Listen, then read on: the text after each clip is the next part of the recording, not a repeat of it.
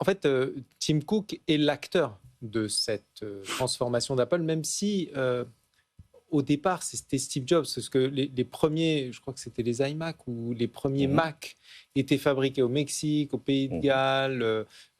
Ils avaient essayé de le fabriquer aussi en Corée, mais il s'est très vite rendu compte qu'il fallait avoir une supply chain beaucoup plus solide. Et c'est Jobs qui a commencé, mais c'est en réalité Tim Cook qui a accéléré de manière massive.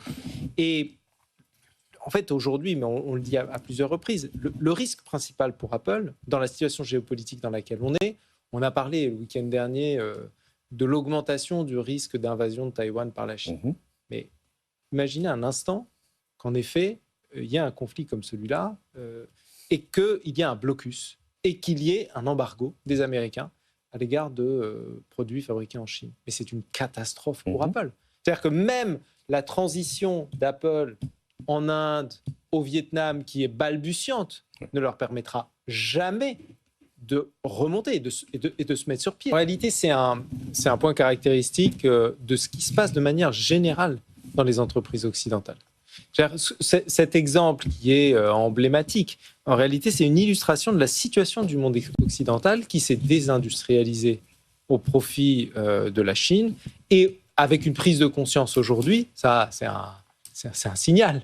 C'est une prise de conscience majeure, on le voit particulièrement en France, de la nécessité de se réindustrialiser, de se réarmer, mais avec la complexité que tu évoquais à deux moments, au tout début quand tu parlais de l'Europe, et là quand tu évoquais les droits de l'homme. La complexité qu'on a dans le monde occidental, et particulièrement en Europe et en France, c'est la nécessité d'avoir des modèles industriels qui répondent à des exigences sociales et environnementales que la Chine n'a pas.